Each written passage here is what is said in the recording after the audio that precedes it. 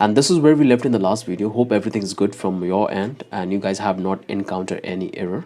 Come here and we will go into the user controller, and here we're going to build a functionality. So let's come here. The function we want to build is here. You can see we have created all these methods like create user, get user, update user, and these all functions for the admin.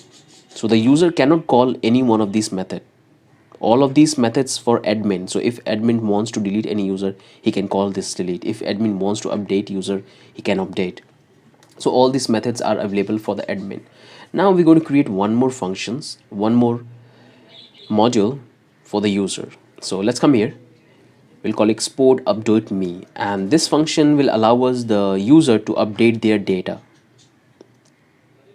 So it's gonna be request, response, and next, and we're going to follow a couple of steps. So first step is going to be create error if user updating password, because for updating password we have a different route, and if user wants to update the password they have to go through that. We don't allow user to update their password by this function.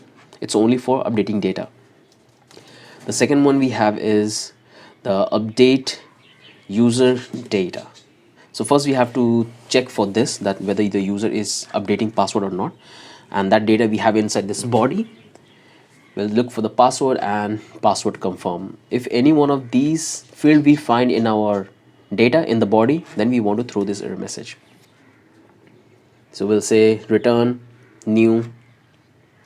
So let's come here. Here we have this app error. Simply grab that one, and that we need here in the user controller. Simply paste here, and that's what we're going to utilize is new app error, and then we have to pass this. So we'll say this route AID is not for password update, and we have to please use this, the actual one, and we have to show the code, error code, which is 400.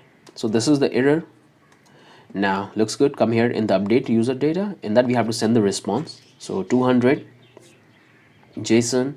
Inside that we have to send good object, and we have to send the status. So that status is going to be success.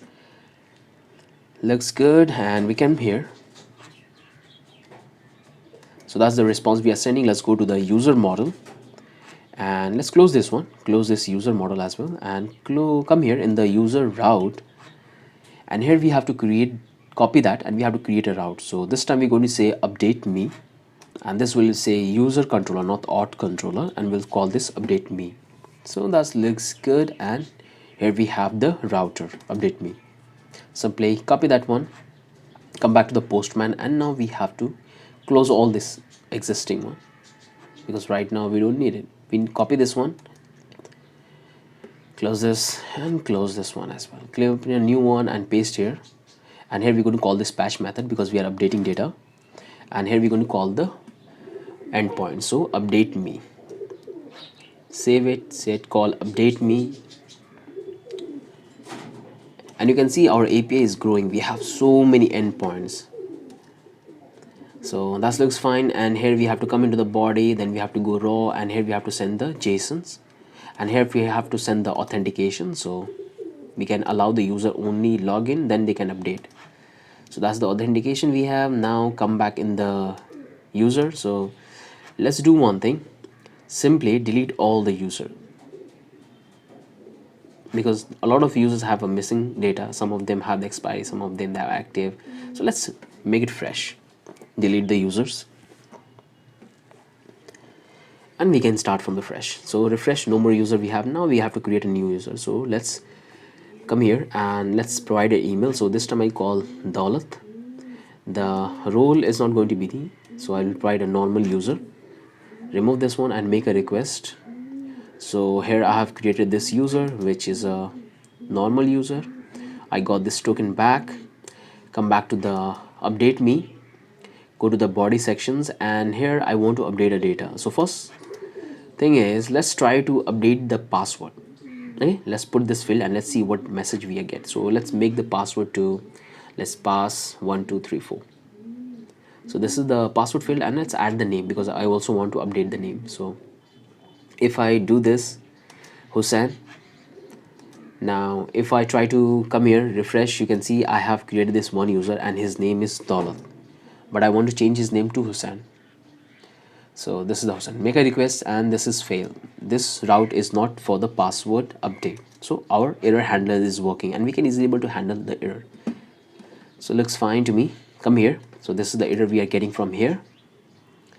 Now if we try to simply remove this and try to send this, and you can see we get a success in our database because we haven't built the logic for that. So we're going to build it shortly. So it looks fine to me. Let's come here and let's build the logic. So we'll take a variable, we'll say user, and we'll get the user in this find by ID because the user is logged in. That's why he can change the password. So we have the ID of that particular user in that request.user.id. So we got the particular user, and once we have the user, we have to simply call this name and we have to simply update them. So right now I'm going with this hardcode value. So name is be 0 and I will say this user.save, but this method will not work. It will throw an error. Let's wrap this in a catchy sync. So if anything goes wrong, we can catch that. So wrap it. And this is not the ideal method which you have to use to do that. So if you make a call, it will throw you an error. So it says that user.save is not a function. So you have seen that many places we have used this save method, but here we're not going to use the save method because we are updating the data. So there is a special method in Mongoose which we can call right now. So what we can do, let's come up here. We're going to take a variable called filter, and the reason why I have taken this filter variable because we should not allow user to update all the data about themselves. Just imagine that a user have created his account as a normal user, and if he can update that normal user into admin, so he will access the entire router. So you have to specify a particular field that only those field can user change the data, like name, email, or the password, or the email photo, or the descriptions, or the summary. These are the field the user can only change, not the roles, not the ID. Okay, so these are the sensitive data which we don't want the user to change. So let's build the logic for that. We'll take a filtered body, and in that we'll say filter object, and then we have to simply pass this req.body, and this body will have all the data whatever the user will provide on this route. So we want to take this name and the email. So we want the user only to do the changes in the name and the email, nothing else. You can provide in the summary, you can take we have a photo for the user, you can also provide that field here, but I'll just go with this two variables to make things simple.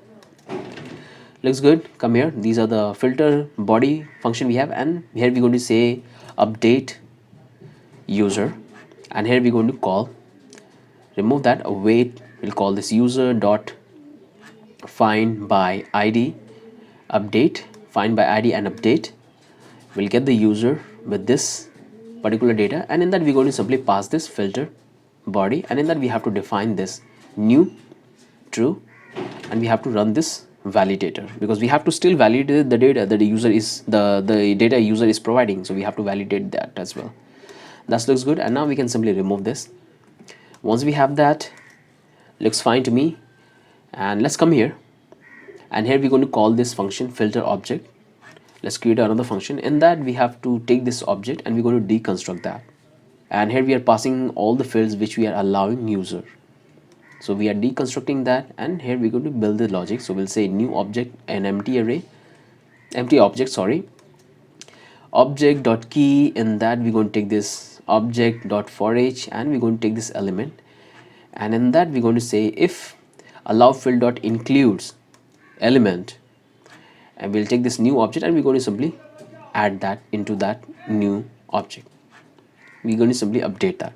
Hope this entire thing makes sense, and we'll pass this new object. So that's a simple JavaScript, nothing complicated. Make sure to follow the way I have did.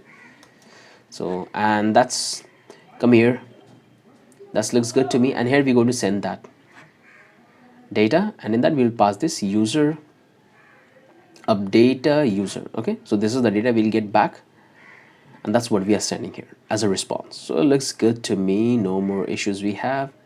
Fine, now we can test it out. So let's come here. Here we are in the update me, and this is the one we try to update. So if I come here, if I refresh, so right now you can see this is the role we have provided user, and we have the name. Okay, so I want to change this role to admin as well. So let's come here. Here I will say role to admin, and I'll say admin. And if I make a request, you will see that this is the entire data we have got back in response. And this time the role doesn't get changed because we have defined that only email and the name will change, not the role. The role is still user, and the user have provided admin, but he cannot change that. So it looks fine. And here you can see the name is changed to Hussein. If you come back to the database, right now it's Daulat. If you refresh, you can see this turn will Hussein. So it looks fine. This is how you can create and update the data. Looks fine to me, and this is pretty good. So I hope this entire thing makes sense. This filter body, the logic we have built. If it still have any confusion, try to rewatch. That will give you a clear understanding. And that's the only thing I want to cover in this video. With that, let's move to the next video.